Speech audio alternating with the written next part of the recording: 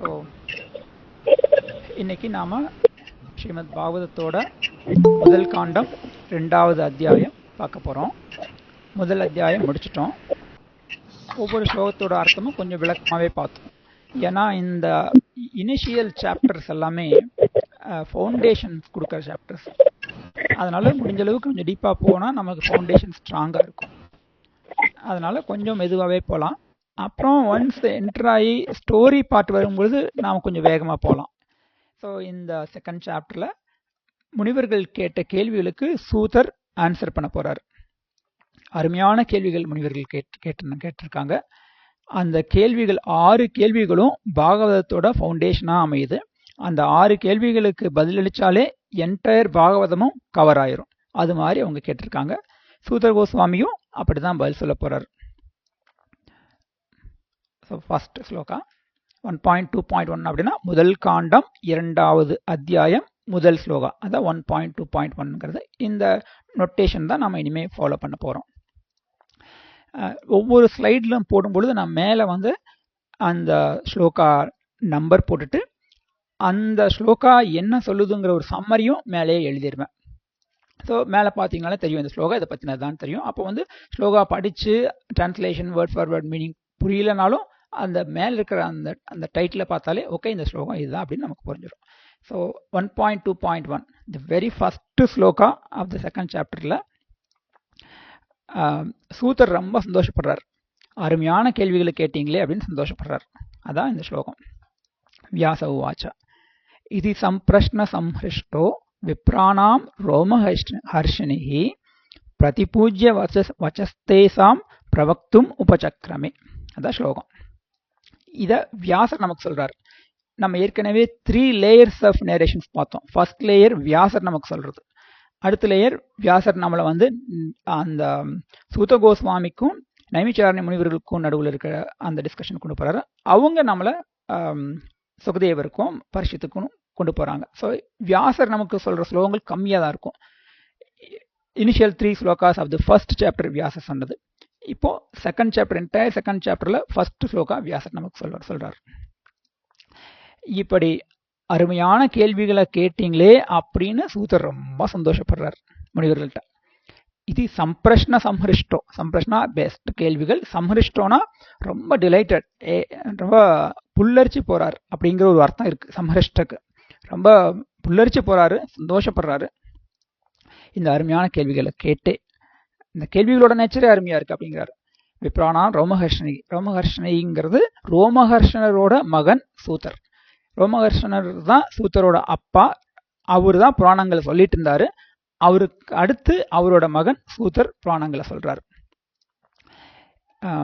இந்த முனிவர்கள் இருந்த அருமையான கேள்விகளை கேட்டு ரொம்ப புல்லரிச்சு சந்தோஷப்பட்டு போன சூதர் பிரதிபூஜ்ய அவங்களுக்கு திரும்ப பூஜை பண்றாரு. அவங்க ரொம்ப பூஜை பண்ணாங்க இவரை. போன சாப்டர்ல பார்த்தோம் எவ்வளவு அவங்க இவரை மதிச்சாருன்னு பார்த்தோம். இவரு அவங்கள திரும்பி மதிச்சு இவ்வளவு அருமையான கேள்விகளை கேட்டிருக்கீங்களே அப்படின்னு சொல்ல போறார். உபசக்ரமேனா ஸ்டார்ட் பண்ண போறார். இது ஃபர்ஸ்ட் ஸ்லோகா. செகண்ட் ஸ்லோகா இதுல ஸ்டார்ட் பண்றதுக்கு முன்னாடியே தன்னோட குருவை ஸ்மரணம் பண்றார், நினைச்சுக்கிறார். சூதரோட குரு ஆக்சுவலா வியாசர். ஆனா வியாசரோட ஏற்பாட்டின்படி சூதர் சுகதேவர் பரீட்சத்துக்கு சொல்லிட்டு இருக்கிற அந்த மீட்டிங்ல உட்கார்ந்து கேட்கிறார். அதனால தன்னோட இன்னொரு குருவான சுகதேவரை மனசுல நினைச்சு நன்றியோட மரியாதையோட மனசுல நினைச்சு அவரோட கிரேட்னஸ் நினைச்சு பார்க்கிறார். அந்த ஸ்லோகம் அருமையான ஸ்லோகம் இது. இதெல்லாம் பாகவதம் கிளாஸ் ஆரம்பிக்கிறதுக்கு முன்னாடி பிரார்த்தனை ஸ்லோகமா சொல்லுவோம் நாங்களாம். எம் பிரவர்ஜந்தம் அனுபேதம் அபேத கிருத்தியம் துவைபாயனோ விரககாதர ஆஜுகாவ புத்திரேதி தன்மயத்தையா தரவோபிநேது தம் சர்வபூத ஹிருதயம் முனிமானதோஸ்மி. இந்த ஸ்லோகம்.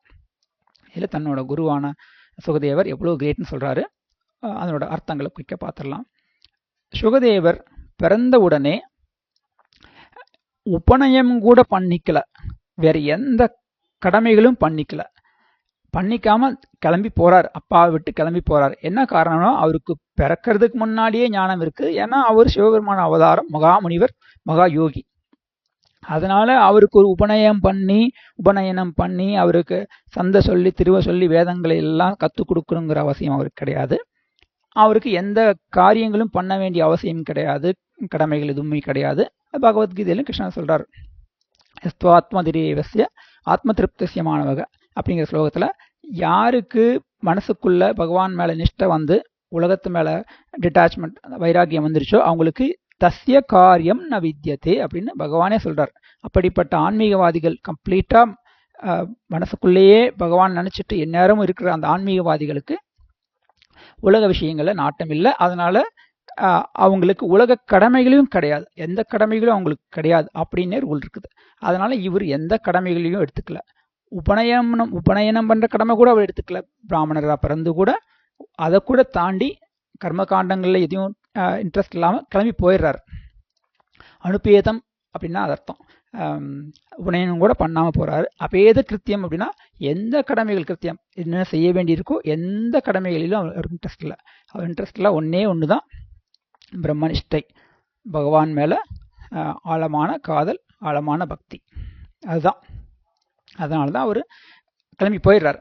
ஆனா போகும் பொழுது துவைபாயனோ விரககாதர் ஆஜுகாவ, துவைபாயனர் வியாசர் விரககாதரம் அவரோட பிரிவாற்றாமை, ஃபீலிங்ஸ் ஆஃப் செப்பரேஷன், அந்த ஃபீலிங்ஸ் ஆஃப் செப்பரேஷன் ஆஜுகாவ கூப்பிடுறார், கத்தி கூப்பிடுறார். புத்ரா என்னோட குழந்தையே அப்படின்னு கத்தி கூப்பிடுறாரு வியாசர். விரககாதர ஆஜுகாவ புத்ரேதி, புத்ரான்னு கூப்பிடுறாரு. அப்போ என்ன நடக்குதுன்னா தன்மயதயா தரவோ அபிநேது. அப்போ அந்த காட்டுல இருக்கிற அந்த மரங்கள் எல்லாமே சுகரோட அந்த பாவம் இருக்கு, அருமையான பாவம். என்ன பாவம்னா எல்லாத்துலேயும் பரமாத்மாவான கிருஷ்ணரை பார்க்கறது தான் சுகரோட பாவம். இதுவும் பகவத்கீதையில கிருஷ்ணர் சொல்றார். வித்யாவினய சம்பன்னே பிராமணே கவிஹஸ்தினி சுனிச்சைவ சுபாகேஷ பண்டித சமதர்ஷன அப்படின்னு ஒரு ஸ்லோகம் இருக்கும். அந்த ஸ்லோகத்துல கிருஷ்ணர் சொல்றாரு, வித்யாவினய உள்ளவங்க, நாலேஜ் உள்ளவங்க, பணி உள்ளவங்க, பிராமண, அப்புறம் பிராமணே, கவி, ஹஸ்தினி, இது மாதிரி விலங்குகள் எல்லாத்துலேயும் பகவானை பார்ப்பாங்க அப்படின்னு ஒரு ஸ்லோகம் இருக்குது. இது மாதிரி நிறைய ஸ்லோகங்கள் இருக்குது. அந்த ஸ்லோகங்களை என்ன சொல்லுதுன்னா, அட்வான்ஸ்டு ஸ்டேஜில் இருக்கவங்க, ஆன்மீகத்தில் அட்வான்ஸ்டு ஸ்டேஜில் உள்ளவங்க எல்லாத்துலேயும் பகவானை பார்ப்பாங்க. விலங்குகள், புல் பூண்டு உட்பட, பறவைகள் உட்பட எல்லாத்துலேயும் பகவானை பார்க்கறதுனால இன்ஃபேக்ட் அந்த ஜந்துக்கள் கூட அவங்களோட பிரசன்ஸை ஃபீல் பண்ற அளவுக்கு அந்த ரேடியேஷன் அவங்க ஃபீல் பண்ணுவாங்களாமா. அதனால அவங்களும் திரும்பி பேசுவாங்க அப்படின்னு இருக்கு. அதுக்கு நிறைய உதாரணங்கள் இருக்குது, சாஸ்திரங்கள் நிறைய உதாரணங்கள் இருக்குது. அந்த மரங்கள்லாம் என்ன பண்ணுமாமா, வியாசர் புத்திரான்னு கத்தும் பொழுது அவங்களும் ரிப்ளை பண்ணுவாங்க, ரிஃப்ளெக்ட் பண்ணும், ரிப்ளை பண்ணும். ரெண்டு விதமாக அர்த்தம் சொல்றாங்க இதுல. ஒன்று, அந்த மரங்கள் வந்து அதே பிரிவாற்றாமைய ஃபீல் பண்ணிட்டு அவங்களும் புத்திரா அப்படின்னு சொல்லி கத்துமாமா. வியாசரோட அதே துவனியை பிரதித்வனி பண்ணுமாமா. அந்த அளவுக்கு சுகர் மேல எல்லா உயிரினங்களுக்கும் பாசம். இது நேச்சுரல். யாருக்கு ஆன்மீகத்துல ரொம்ப மெச்சூர் லெவலுக்கு போயிட்டு எல்லாத்துலயும் பகவானை பார்க்குறாங்களோ அவங்களுக்கு எதிரிகளே கிடையாது, எல்லாருமே நண்பர்கள் தான். எல்லாருக்கும் அப்படிப்பட்ட ஆன்மீகவாதிகளை ரொம்ப பிடிக்கும். ஈவன் மோசமான மெட்டீரியலிஸ்டிக் பீப்புளுக்கு கூட அப்படி பியூர் ஆன்மீகவாதிகளை பிடிக்கும். அவங்களுக்கு கடவுள் நம்பிக்கை இல்லாமல் இருக்கலாம், சாதுக்கள் மேல நம்பிக்கை இல்லாமல் இருக்கலாம். ஆனால் இந்த சாது ரொம்ப பியூர்னா ஆட்டோமேட்டிக்காக அவர் வணங்கணும்னு தோணும், அவரோட இருக்கணும்னு தோணும். ஜந்துக்கள், ஈவன் செடி கொடிகள் எல்லாத்துக்கும் அந்த ஃபீலிங் இருக்குது. அதே ஃபீலிங்கோட அவங்களும் சேர்ந்து கத்துவாங்க. அப்படிப்பட்டவர் என்னோட குருங்கிறது தான் இங்கே பாயிண்ட். என்னோட குரு அவ்வளவு அட்வான்ஸ்டு ஸ்டேஜில் உள்ள ஒரு ஆன்மீகவாதி, சாதாரணமானவர் கிடையாது. அப்படிப்பட்ட குருவை நான் வணங்குறேன். லாஸ்ட்ல பார்த்தீங்கன்னா தம் சர்வபூத ஹிருதயம், எல்லாருடைய ஹிருதயத்திலும் உள்ளவர் அவரு. எல்லாருக்கும் உயிருக்கு உயிரானவர் அர்த்தம். எல்லாருக்கும் உயிருக்கு உயிரானவரான அந்த என்னோட குருவை நான் வணங்குறேன். முனிம் ஆன தோஸ்மி, நான் வணங்குறேன் அப்படின்னு சூதர் தன்னோட குருவான சுகதேவர் நினைக்கிறார். இதனோட வேரியஸ் அண்டர்ஸ்டாண்டிங்ஸ் நான் இதில் போட்டிருக்கேன், இது தேவையில்லை, கொஞ்சம் டீப்பாக போகும். என்ன அர்த்தம், அவர் வந்து பல்வேறு மரங்கள், செடி கொடிகள் கூட அப்படி பேசினதுக்கு என்ன விதமாகலாம் இன்டர்பிரட் பண்ணலாம் அப்படிங்கிறதெல்லாம் டீப்பாக போகும். அது வேண்டியதில்லை, ஜஸ்ட் நான் உங்களுக்கு போட்டிருக்கேன். ஃபியூச்சரில் வேணும்னா நீங்கள் படிக்கலாம். அதனால் அந்த பிடிஎஃப் உங்களுக்கு அனுப்பிட போகிறேன். இப்போ தேர்ட் ஸ்லோகத்துக்கு வரலாம். இந்த தேர்ட் ஸ்லோகத்தில் சூத்தர் வந்து பாகவதத்தை பற்றியும் வியாசரை பற்றியும் புகழ்ந்து சொல்கிறார். ரெண்டோட கிரேட்னஸ் பற்றி பேசுகிறார். ஃபர்ஸ்ட், எஸ் அனுபாவம். பாகவதம் அனுபவத்துக்குரிய ஒரு லிட்ரேச்சர், தியரி லிட்ரேச்சர் கிடையாது. ரியலைஸ் பண்ற லிட்ரேச்சர், ரியலைஸ் பண்ண முடியற லிட்ரேச்சர் தான் ஸ்வ அனுபவம், செல்ஃப் ரியலைசேஷன், செல்ஃப் அசிமுலேஷன் பண்ணக்கூடிய ஒரு அருமையான கிரந்தம். இந்த ஃபுல் ஸ்லோகமே சொல்லிடலாம். யஸ்வானுபாவம் அகில ஸ்ருதி சாரமேக்கம் அத்தியாத்மதீபம் அதிதிதீர்ஷதாம் தமோந்தம் சம்சாரினாம் கருணையாக புராணகுஹ்யம் தம் வியாசசூனம் உபயாமி குரு முனினாம். இதுல ரெண்டு விஷயம், ஒன்று பாகவதத்தோட கிரேட்னஸ், அப்புறம் வியாசோட கிரேட்னஸ் ரெண்டும் வருது. பாகவதம் ரெண்டு கிரேட்னஸ் பாகவத்துக்கு என்னன்னா, ரியலைஸ் பண்ணக்கூடிய ஒரு லிட்ரேச்சர், நாட் தியரி லிட்ரேச்சர். யஸ்வானுபாவம். அடுத்தது அகில ஸ்ருதி சாரமேக்கம். இது ரொம்ப முக்கியம். எல்லா ஸ்ருதிகளோடையும் எசன்ஸ், சாரம் ஏக்கம். Single literature, Vedic literature that contains the essence of all the ஸ்ருதிஸ்ன்னு நாம தேடி கண்டுபிடிக்க முடியுமா? முடியவே முடியாது. ஏன்னா எல்லா லிட்ரேச்சரையும் நாம் படிச்சிருக்கணும். அந்த சிரமம் இல்லாம வியாசர் கருணையோட எல்லா லிட்ரேச்சரோட சாரத்தை எடுத்து தொகுத்து நமக்கு பாகவதம் ரூபத்துல கொடுத்துட்டாரு அப்படிங்கிறது ஒரு விஷயம். So Bhagavatam is an essence of all Vedic literatures and it is not just a theory, it can be experienced. இதை போன சாப்டர்லேயே பார்த்துருக்கோம். சத்யோ ஹிருத் அவருத்தியதே அத்திர கிருதிபி அப்படிங்கிற ஸ்லோகத்தில் immediately we can realize Lord if we hear Bhagavatam அப்படின்னு பார்த்தோம். அடுத்த லைன் அத்தியாத்ம தீபம் அதிதீர்ஷதாம் தமோந்தம். இதுவும் பாகவத்தோட கிரேட்னஸ் தான். என்ன சொல்றாங்கன்னா, அத்தியாத்ம தீபம் நம்ம மனசுக்குள்ள இருக்கிற டார்க்னஸ், அதாவது மனசுக்குள்ள அறியாம நிறைய இருக்கு. என்ன பண்ணலாம், என்ன பண்ணக்கூடாது, எது நல்லது, எது கெட்டது, எது நித்தியம், எது அனித்தியம், எங்க போக போறோம், ஒண்ணுமே நமக்கு தெரியாது. அறியாமையினாலதான் எல்லா கஷ்டங்களும் பட்டுட்டு இருக்கோம் நாம. அந்த டீப் டார்க் வேர்ல்ட்ல நம்ம போயிட்டு இருக்கும் பொழுது நமக்கு ஒரு வெளிச்சம் வேணும். எக்ஸ்டர்னல் வெளிச்சம், டார்ச் லைட்டோ சூரியனோ வேண்டியதில்லை. இன்டர்னல் வெளிச்சம் வேணும். என்ன பண்ணணும், என்ன பண்ணுனா நான் நிம்மதியா இருப்பேன் அப்படிங்கிற இன்டர்னல் நாலேஜ் வேணும். அது தீபமா உள்ள இருந்து ஒளிக்கணும். அதுதான் அத்தியாத்ம தீபம். உள்ள இருந்து நமக்கு ஒளிவிட்டு நம்மளை கைட் பண்ற கூடிய அத்தியாத்ம தீபம். எதுக்கு கைட் பண்றது? அதிதீர்ஷதாம்னா கிராசிங் ஓவர். இந்த மெட்டீரியல் வேர்ல்டு, இந்த பெரிய சம்சார சாகரம், இருட்டுமயமான சம்சார சாகரத்தை தாண்டி போறதுக்குரிய வெளிச்சத்தை நமக்கு பாகவதம் கொடுக்குது அப்படிங்கிறது செகண்ட் லைன். அடுத்து வியாசரை பத்தி பேசுறாரு. சம்சாரினாம் கருணையா புராண குஹ்யம். சம்சாரிகள் மேல கருணையோட புராண குஹ்யம், புராணங்களோட சீக்ரெட் விஷயங்களை எடுத்து வியாசர் நமக்கு கொடுத்திருக்காரு. தம் வியாச சோனம் உபயாமி குரு முனினாம். அப்படிப்பட்ட கிரேட் வியாசர், அவரோட சன் சுகதேவர், சுகதேவருக்கு வந்தனங்கள். ஃபோர்த் ஸ்லோகா, இதுவும் ப்ரேயரில் நம்ம யூஸ் பண்ணுற ஸ்லோகாஸ் தான். பட் யூஸ்வலாக நான் ப்ரேயரில் இது பண்ணுறது இல்லை, டைம் இல்லாதனால. பட் ஐடியலாக பண்ணுறது குட். நாராயணம் நமஸ்கிருத்திய நரம் செய்வ நரோத்தமம் தேவீம் சரஸ்வதியும் வியாசம் ததோ ஜெயமுதீரயேத்.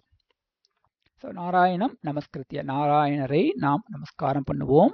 நரம் செய்வ நரோத்தமத்துக்கு ரெண்டு அர்த்தம் இருக்கு. ஒரு அர்த்தம் நரநாராயண ரிஷிகள் அப்படின்னு கம்பைன் பண்ணி நரநாராயண ரிஷிகளுக்கு நாம நமஸ்காரம் பண்ணுவோம்னு ஒரு அர்த்தம்.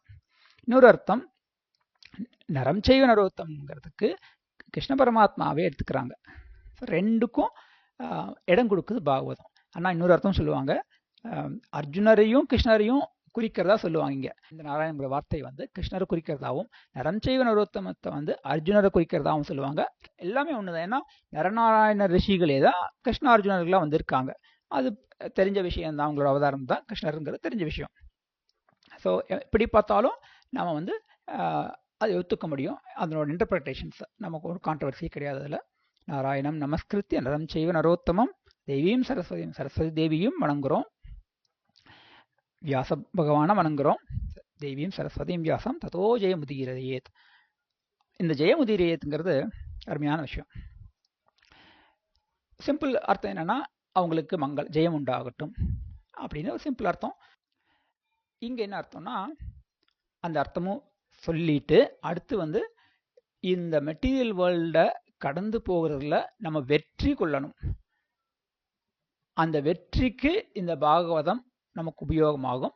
அதுக்கு இவங்க எல்லாம் நமஸ்காரம் பண்ணி பாகவதத்தை நாம கேட்டுக்கிறோம் அப்படின்னு அர்த்தம். இங்க 5th ஸ்லோகம் பார்க்கலாம். இந்த ஸ்லோகம் ரிஷிகள் கேட்ட கேள்விகள் ரொம்ப அருமையான கேள்விகள் அப்படின்னு கேள்விகளையே மெச்சி சொல்றாரு சூதர். முனைய சாது பிருஷ்டோகம் பவத்பிர் லோகமங்கலம் யத்கிருத கிருஷ்ண சம்பிரஷ்னோ ஏனாத்மா சுப்ரசீததி அப்படிங்கிற ஸ்லோகம்.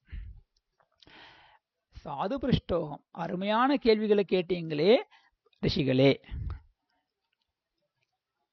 கேள்விகள் எப்படி அருமைன்னு சொல்றாங்க? ஏன்னா இந்த கேள்விகள் லோகமங்கலம், உலகத்துக்கே மங்களத்தை கொடுக்க போற கேள்விகள். ஏன் இந்த கேள்விகள் உலகத்துக்கு மங்களத்தை கொடுக்கும்னா, அந்த கேள்விகள் ஏதோ சாதாரண மனுஷனை பத்தின கேள்விகள் கிடையாது. எப்படி வாழ்றது, எப்படி ப்ராப்ளத்தை சால்வ் பண்றது கேள்விகள்லாம் கிடையாது. அது பகவானை பத்தின கேள்விகள். கிருஷ்ண சம்பிரஷ்னோ, கிருஷ்ணரை பத்தின கேள்விகள். அப்படிப்பட்ட கேள்விகள் தான் லோகத்துக்கு மங்களம். மட்டுமல்ல, ஏனாத்மா சுப்ரசீதத்தி, நம்ம மனசுக்கு பூரண சந்தோஷத்தை கொடுக்கிற விஷயமும் அதுதான். வேற எந்த கேள்விகள் கேட்டாலும் மனசுக்கு பூரண சந்தோஷம் கொடுக்காது, உலகத்துக்கு மங்களத்தையும் கொடுக்காது. மங்களங்கள் எல்லாத்துக்கும் மங்களமான கிருஷ்ணர், அவரை பத்தின கேள்விகளை கேட்டாதான் நமக்கும் சந்தோஷம் கிடைக்கும், லோகத்துக்கும் மங்களம் உருவாகும். அப்படிப்பட்ட கேள்விகளை கேட்டீங்களே, அதுக்கு நான் பதில் சொன்னேன்னா ஆட்டோமேட்டிக்கா லோகம் நல்லா இருக்கும், நம்ம மனசும் சந்தோஷமா இருக்கும். அதுக்கே நன்றி சொல்ற மாதிரி சொல்றாரு அவர். அருமையான கேள்விகளை கேட்டீங்க நீங்க அப்படின்னு சொல்லிட்டு சந்தோஷப்படுறார். 6வது ஸ்லோகம். இங்கதான் முனிவர்கள் கேட்ட கேள்விகள்ல முதல் கேள்விக்கு பதில் அளிக்கப்படுகிறது. உங்களுக்கு ஞாபகம் இருக்கும், இந்த 6 கேள்விகள் நான் எழுதியிருக்கேன். விச் இஸ் த பெஸ்ட் பாத் அப்படின்னு கேட்டிருந்தாங்க இல்லைங்களா? இருக்கிறதுலே உயர்ந்த தர்மம் எது அப்படின்னு கேட்டிருந்தாங்க. அதுக்கு ஃபர்ஸ்ட் ஆன்சர் பண்றாரு. உயர்ந்த தர்மம் அல்லது உயர்ந்த பாதை அல்லது உயர்ந்த கடமை, இப்படி வேணாலும் வச்சுக்கலாம். தர்மத்துக்கு அத்தனை மீனிங் இருக்குது. உயர்ந்த தர்மம் எதுன்னா பகவானுக்கு பிடிச்ச மாதிரி நடந்துக்கிறது தான். தட் மீன்ஸ் பக்தி தான். அதுதான் உயர்ந்த தர்மம், இருக்கிறதுலே உயர்ந்த தர்மம் அதுதான். அதுதான் ஸ்லோகம். சவை பும்சாம் பரோ தர்மோ யதோ பக்தி அதோக்ஷஜே ஆய்துக்கிய பிரதேதா யயாத்மா சுப்ரசீததி. Simple meaning. சவை பும்சாம் எல்லாருக்கும், டெஃபினெட்லி எல்லாருக்கும். சவை டெஃபினெட்லி எல்லாருக்கும். பரோ தர்மோ the supreme dharma, the supreme duty or the supreme path. என்னதுன்னா யதோ பக்தி அதோக்ஷஜே. அதோக்ஷஜன்னா பகவானோட பேர். பல பேர்கள், 1000 பேர்கள் அதோக்ஷன்னு ஒரு பேர். 1000 பேர் ஜஸ்ட் சொல்றோம், ஏராளமான பேர் அவருக்கு இருக்கு. அதோக்ஷஜனான பகவான் ஸ்ரீகிருஷ்ணர், அவருக்கு பக்தியை கொடுக்கிற டியூட்டி எதுவோ, அவருக்கு பக்தியை கொடுக்கிற பாதை எதுவோ, அவருக்கு பக்தியை கொடுக்கிற வாழ்க்கை எதுவோ, அந்த வாழ்க்கை, அந்த பாதை, அந்த தர்மம், அதுதான் பெஸ்ட் அப்படின்னு முடிக்கிறார். அந்த பக்தி எப்படி இருக்குங்கிறது அடுத்த லைன்ல வருது. அந்த பக்தி அஹைதுக்கி அப்பிரதிகதாவா இருக்கணும். இந்த 2 வார்த்தைகள் ரொம்ப முக்கியமான வார்த்தைகள். அஹைதுக்கி அப்படின்னா ஹேத்து இல்லாதது. ஹேத்துனா ஒரு காஸ், ஒரு மோட்டிவேஷன். அது இல்லாம இருக்கணும் அந்த பக்தி. அதாவது பக்தி பண்ணும் பொழுது எனக்கு என்ன கிடைக்கும் பதிலுக்கு அப்படிங்கிற ஹேத்துவை எதிர்பார்க்க கூடாது. அதுக்கு பேர் அஹேத்துக்கி. ஸோ செல்ஃப்லெஸ்ஸா பண்ணணும் பக்திங்கிறது. மெட்டீரியல் மோட்டிவேஷன் இல்லாம பண்ணணும் பக்திங்கிறது. அடுத்து அப்பிரதிகதா அப்படின்னா அதுக்கு 2 விதமான அர்த்தம் சொல்றாங்க. ஒரு அர்த்தம் இடைவிடாமல் கண்டினியூஸா நம்ம பக்தி பண்ணணும். இன்னும் சொல்ல போனா இஷ்டம் இருந்தா பண்றது, இஷ்டம் இல்லைன்னா பண்றது இல்லை. வேற வேலை வந்தா விட்டுட்டு வேலைக்கு முக்கியத்துவம் கொடுத்துட்டு போயிடுறது. இப்ப எல்லா வேலையும் முடிச்சுட்டு அப்புறம் தான் பக்தி பண்றது. இது மாதிரி பல விதமான ப்ரியாரிட்டிஸ் பலருக்கு இருக்குது. ஒவ்வொருத்தரும் ஒவ்வொரு ஸ்டேஜில் தான் இருக்கும். யாரையும் குற்றம் சொல்ல முடியாது. நானே லோயர் ஸ்டேஜில் தான் இருக்கேன். எனக்கு ரொம்ப கஷ்டமான வேலைகள் வந்தால் பக்தியெல்லாம் தள்ளி வச்சுட்டு வேலைகளை முடிச்சுட்டு தான் பண்ணுவேன்.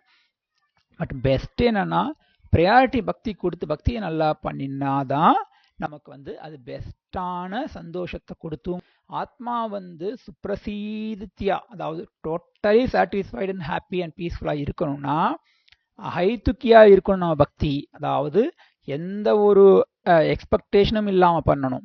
அடுத்து அப்பிரதிகதாவா இருக்கணும் பக்தி. அதாவது நினைச்சப்ப பண்றது அப்படி இருக்கக்கூடாது. முடிஞ்ச அளவுக்கு தொடர்ச்சியா பண்ணணும். எவ்வளவு முடியுமோ முடிஞ்ச அளவுக்கு தொடர்ச்சியா பண்ணணும். அஃப்கோர்ஸ் நமக்கு டியூட்டிஸ் இருக்குது, எமர்ஜென்சி சுச்சுவேஷன் வரும்போது பண்ண முடியலாம போனாலும் கூட ஈவன் அப்ப கூட மனசளவுல நாமங்களை ஜபிக்கணும், பகவானை நினைக்கணும், பகவான் கருணையை நம்பி இருக்கணும். பட் வேலைகள் பண்ணி தான் ஆகணும். வேலைகள் பண்ணும் பொழுது வேலைகள் பண்ணுவோம். பட் மனசு பகவானத்துல இருக்கணும். அப்படி இருந்ததுன்னா அப்பிரதிகதாவா ஆயிரும். ஸோ இந்த 2 விதமா நம்ம நடந்துக்கிட்டு பக்தி பண்ணணும்னா மனசு பூரண சந்தோஷமா இருக்கும். அதுதான் மிக உயர்ந்த தர்மம் அப்படிங்கிறது. Very important answer to the very important question. ஒரு ரிவிஷன் கொடுக்குறேன் அகைன். அவங்க கேட்ட முதல் கேள்வி, உலகத்திலேயே பெஸ்ட் பாதை என்ன, பெஸ்ட் தர்மம் என்ன, பெஸ்ட் டியூட்டி என்ன, இது பண்ணணும், இது பண்ணினா நம்ம சந்தோஷமா இருப்போம் அப்படிங்கிறது தான் அந்த கொஷின். அதுக்குரிய பதில், பெஸ்ட் பாதை or best dharma or best duty is that you do without any interruption and without any expectation for the satisfaction of the lord. அதுதான் ரியல்லி கிரேட் பாதை. இதில் இன்னும் ஒரு சட்டிலாக ஒரு டிஃப்ரென்ஸ் சொல்லுவாங்க. என்ன சொல்கிறேன் அதையும் சொல்லிடுறேன். நம்ம டைரெக்டாக அப்படி பக்தி பண்ண முடியலினாலும் கூட நம்மளோட கடமைகளை நாராயணார்ப்பணம் பண்ணா காயேன வாச்சா மனசேந்திரியா ஐவா புத்தியாத்மனாவா, அந்த ஸ்லோகம் நமக்கு எல்லாருக்கும் தெரியும். அது கர்மகாண்டத்தில் யூஸ் பண்ணுற ஸ்லோகம் தான், பக்தியிலும் யூஸ் பண்ணுற ஸ்லோகம் தான். காயேன வாச்சா மனசா, உடம்பாலேயோ மனசாலேயோ வாக்குனாலேயோ என்ன கர்மம் செஞ்சாலும் நாராயண ஏத்தி சமர்ப்பயாமி அப்படின்னு நாம பண்ணிட்டோம்னா, ஈவன் நம்மளோட ஆக்குபேஷனல் டியூட்டிஸ் கூட, ஃபார் எக்ஸாம்பிள் டீச்சிங் போறாங்க, ஆஃபீஸ் போறாங்க, பிஸ்னஸ் பண்றாங்க, எதை பண்ணாலும் பலனை எதிர்பார்க்காம இது பகவானுக்கு சேவையா இருக்கட்டும், அவரோட சந்தோஷமா இருக்கட்டும் அப்படின்னு சொல்லி நம்மளோட டியூட்டிஸ், எந்த டியூட்டிஸ் பண்ணாலுமே கூட அது என்ன பண்ணும்னா ஸ்லோவா பியூர் பக்தி பாதைக்கு கொண்டு வந்துடும். ஐடியலா நேரம் பக்தி பண்ணணும், பியூர் பக்தி பண்ணணும், அதுவே பெஸ்ட் பாதை தான். பட் அதை பண்ண முடியாதவங்க அட்லீஸ்ட் கர்மயோகம் பண்ணியாவது பகவான் நாராயணத்துல பலன்களை சமர்ப்பிச்சுட்டு பலன்களை பற்றி எதிர்பார்க்காம எப்பவும் அப்படி இருக்கணும், மூட் அப்படி வச்சுக்கணும் அப்படின்னா கூட that is also leading to pure bhakti. So that is also great. So இது முக்கியமான கேள்வி, இது முக்கியமான பதில். சரிங்களா? அடுத்த பாயிண்ட் வரும். ஏன்னா பக்தி தான் கிரேட்னு சொல்லிட்டோம், அதை சப்போர்ட் பண்ணணும் இல்லையா? அதுக்கு தான் இந்த ஸ்லோகம். இது ஃபேமஸான ஸ்லோகம். வாசுதேவே பகவதி பக்தியோக பிரயோஜிதः ஜனயதி ஆசு வைராக்கியம் ஞானம் சேத் அஹைத்துக்கம். அடிக்கடி கோட் பண்ணுற ஸ்லோகம் இது. ஏன்னா பக்தினால வைராக்கியம் ஞானம் வரும் அப்படின்னு ப்ரூவ் பண்ணணும். ஏன்னா வைராக்கியம் ஞானம் முக்கியம்னு சொல்லிட்டு அதுக்குரிய பாதைகளில் போயிட்டா அது பிரயோஜனம் கிடையாது. கலியுகத்தில் அது ரொம்ப கஷ்டம். சன்னியாசம் தான் வேணும். அதுக்கு சன்னியாசம் பியூர் எப்படி எத்தனை பேர் எடுக்க முடியும்?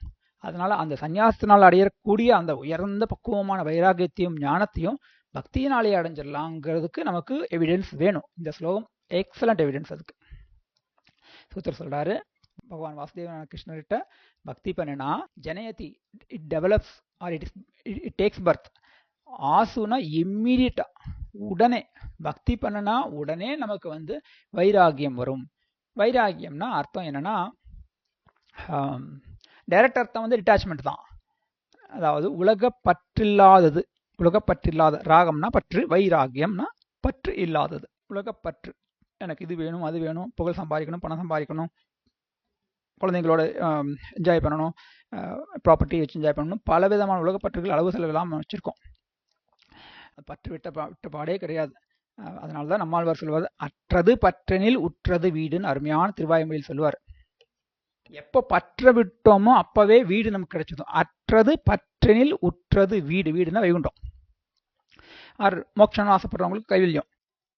அதுக்கு தடை என்னன்னா பற்று, அதாவது ராகம். அந்த ராகத்தை விடணும். அது விட முடியாது, ஈஸியாக விட முடியாது. ஏன்னா ஏராளமான ஆசைகள், நெட்ஒர்க்ஸ் எல்லாம் பண்ணி வச்சுருக்கோம். குழந்தையிலேருந்து ஆரம்பித்து எவ்வளோ ரிலேஷன்ஷிப்ஸ் நமக்குள்ளே இருக்குது, எவ்வளோ ஆசைகள் இருக்குது. அது விடணும்னா ரொம்ப கஷ்டம். ஆனால் பக்தி பண்ணால் விட்டுரும். தன்னை போல விட்டுரும், நான் விட வேண்டியதில்லை, தன்னை போல விட்டுரும். இதுக்கு நான் ஒரு எக்ஸாம்பிள் என்னை பற்றி சொல்லக்கூடாது, பட் சத்தியம், அதனால் நான் சொல்கிறேன். நான் பெருசாக சொல்லிக்கூடாது.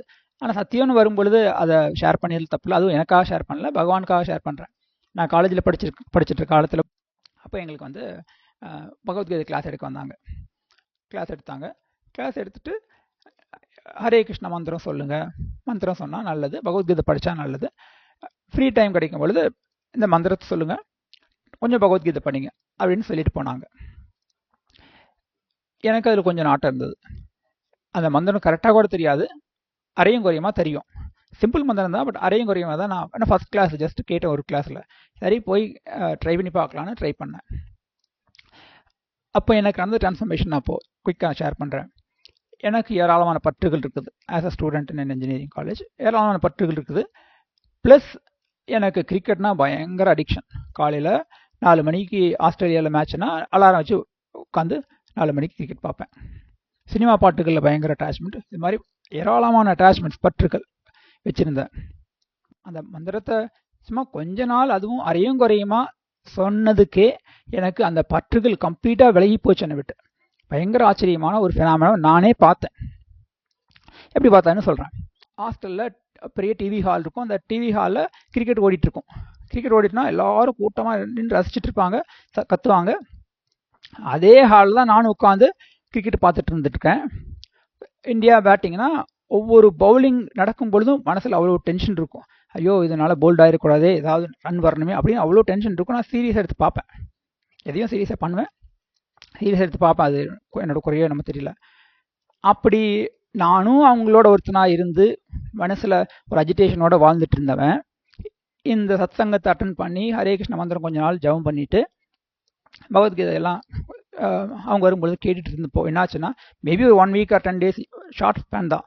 என்னாச்சுன்னா, அதே டிவி ஹால் வழியாக நான் போகும் பொழுது அவங்க அந்த கிரிக்கெட் மேட்சை பார்த்து கத்தும் பொழுது எனக்கு இது என்னது, இது பைத்தியகார்த்தனமாக இருக்குது, நாம் நிம்மதியாக இருக்கிறது போட்டு ஏன் இவ்வளோ இதனோட உட்காந்து டென்ஷன் ஆகணும், இது தற்காலிக ஒரு விளையாட்டாச்சு, இதுக்கு போய் நம்ம ப்ரீஷியஸ் லைஃப்பை ஏன் வேஸ்ட் பண்ணணும் அப்படிங்கிற ஒரு டிரான்ஸ்ஃபர்மேஷன் கிளியராக வந்ததை நான் கண்கூட கவனிச்ச, ஒரு சாட்சியாக இருந்து கவனித்தேன்.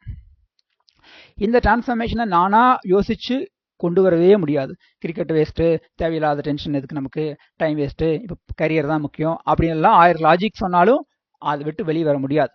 ஆனால் அப்படி தான் பழகிருக்கோம், மாயை அப்படி தான் நம்மளை அமுக்கும் போட்டு. ஆனால் இது மாதிரி சத்சங்கத்தில் உட்காந்து பகவானோட பக்தியில் கொஞ்சம் இன்வால்வ் ஆனதுனாலேயே உடனே கிரிக்கெட்டு மேலே ஒரு நாட்டம் போய் கிரிக்கெட் பார்க்குறவங்கள பரிதாபமாக நான் பார்க்குறத இன்னைக்கு எனக்கு 50 வயசு இருக்கும். இது நடந்தது 96ல். இன்னைக்கும் எனக்கு பச்சையாக எனக்கு ஞாபகம் இருக்குது. ஸோ ஆசு வைராகியம், immediately will get detachment from worldly மேட்டர்ஸுங்கிறது சத்தியம். அது பகவான் கிருபையினால, ஒரு சத்சங்கத்தினால நமக்கு பக்தி யோகத்தில் நம்மளை இன்வால்வ் பண்ணினாங்கன்னா நமக்கு அது நடக்கும். ஒரு சிலருக்கு சீக்கிரம் நடக்கும், ஒரு சிலருக்கு கொஞ்சம் லேட்டாக நடக்கும், பட் டெஃபினட்டாக நடக்கும். ஏன்னா நம்மளோட பாஸ்ட் கர்மாஸ்லாம் இருக்குது, வாசனைகள் இருக்குது, அதனால் கண்டிப்பாக நடக்கும். இல்லைன்னா இந்த ஸ்லோகம் போடவே மாட்டார் வியாசரோ சூத்திரோ, சத்தியம் இது. அதனால் நமக்கு பற்றுகள் இருக்குது, பற்றுகளால் கஷ்டப்படுறோம் அப்படின்னா கண்டிப்பாக பக்தி பண்ணோம்னா பற்றுகள் போகும். அதர்வைஸ் பற்றுகள் போகவே போகாது, என்ன பண்ணாலும் போகாது. எவ்வளோ ஞானம் இருந்தாலும் பற்றுகள் போகாது. அது இப்படி, அதனால தான் சன்னியாசம் எடுத்துக்கிறது. அவங்க இந்த சொசைட்டிலாம் இருந்தால் இது மாட்டிக்கணும்னு சொல்லிட்டு கம்ப்ளீட்டாக சன்னியாசம் எடுத்து காட்டுக்கு போயிட்டு பிரம்மத்தை பற்றின கொஷின்ஸ் அதில் இன்வால்வ் ஆவாங்க சன்னியாசிகள். நாம் அதெல்லாம் பண்ண முடியாது. அதனால் பக்தி பண்ணினா வைராகியம் வந்துடும். வைராகியம் வந்தோன்னா நிம்மதி, இன்ஸ்டண்ட்டாக நிம்மதி. ஞானமும் கிடைக்கும். ஞானம்னா நான் யார், நான் இந்த பாடியா இல்லை மனசா இல்லை புத்தியா இல்லை அதையும் தாண்டின சாட்சி மாத்திரம் இருக்க ஆத்மாவா அப்படிங்கிறது பேசிக் ஞானம். அப்புறம் ஆத்மாவோட நேச்சர் எப்படி, பரமாத்மாவோட அம்சம் இது அப்படிங்கிற நேச்சர், இந்த உலகத்தோட தற்காலிக விஷயங்களை பற்றினது, பிரகிருதி எப்படி ஒர்க் பண்ணுறது அப்படின்னா ஏராளமான விஷயங்கள் ஞானத்தில் இருக்குது. அந்த ஞானம் நமக்கு உதிக்கும், உள்ளிருந்தே தெளிவாக உதிக்கும். அதை நாம் ஒதுக்கி வைக்க முடியாது, என்ன பண்ணாலும் ஒதுக்கி வைக்க முடியாது. அதுவாக உதிக்கணும்னா பக்தி பண்ணனா உதிக்கும். அந்த ஞானமும் ஹைத்துக்கம், ஹேத்து இல்லாதது. இந்த இடத்துல ஹேத்துங்கன்னா காசு. இதுக்கு என்ன அர்த்தம்னா, அந்த ஞானத்தை நாம சம்பாதிக்கிறதுக்கு தர்க்கங்கள் பண்றது, சாஸ்திரங்களை படிக்கிறது, அதன் மூலமா அந்த ஹேத்து யூஸ் பண்ணி ஞானம் கண்டுபிடிச்சோம்னா we cannot get the right knowledge. அதனால ரைட் நாலேஜ், ரியலைஸ்டு நாலேஜ், அந்த மாதிரி நாலேஜ் வரணும். அதுக்கு பேர் சமயக் ஞானம்னு சொல்லுவாங்க. ஞானம்ங்கிறது தியரிட்டிக்கல் நாலேஜ், சமயக் ஞானம்ங்கிறது பியோர் ரியலைஸ்டு நாலேஜ். அந்த பியோர் ரியலைஸ்டு நாலேஜ் அது நம்ம லைஃப்ல ஒரு ஆக்டிவிட்டீஸ்லேயே டிரான்ஸ்ஃபர்மேஷன் பண்ணுற மாதிரி வரணும்னா கண்டிப்பாக பக்தி பண்ணணும், பகவானுக்கு பக்தி பண்ணணும் அப்படிங்கிறது அந்த ஸ்லோகம். வாசுதேவே பகவதி பக்தி யோக பிரயோஜிதக ஜனயதி ஆசு வைராகியம் ஞானம் ஜெயத ஹைத்துக்கம் அப்படிங்கிற அருமையான ஸ்லோகத்துக்கு என்னோட லைஃப்லேயே நான் ஒரு ப்ரூஃபாக இருந்திருக்கேன்.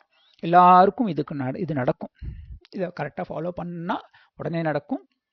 அவங்களோட கர்மாவுக்கு தரும், கொஞ்சம் முன்னா பின்ன லேட் ஆகலாம், பட் சத்தியமாக உடனே நடக்கும். நடந்தால் நம்ம நிம்மதியாக இருக்கலாம். வைராகியம் வந்தாலே நிம்மதியாக இருக்கலாம். ஞானம் வந்தால் டெஃபினட்டாக உயர்ந்த நிம்மதி கிடைக்கும். ஸோ அதனால் இவ்வளவு கிரேட் ஆனது நம்மளோட பக்தி பாதை, நம்மளோட பாகவதம் இவ்வளோ கிரேட் ஆனது, ப்ராக்டிக்கலானது, நம்ம நிம்மதியாக இருக்கிறதுக்கு அருமையான வழி ரிஷிகள் நம்மளை கொடுத்துருக்காங்க. So we are in a very fortunate position அப்படிங்கிறது இதுல இருந்து தெரியுது. சரிங்களா? ராதே கிருஷ்ணா.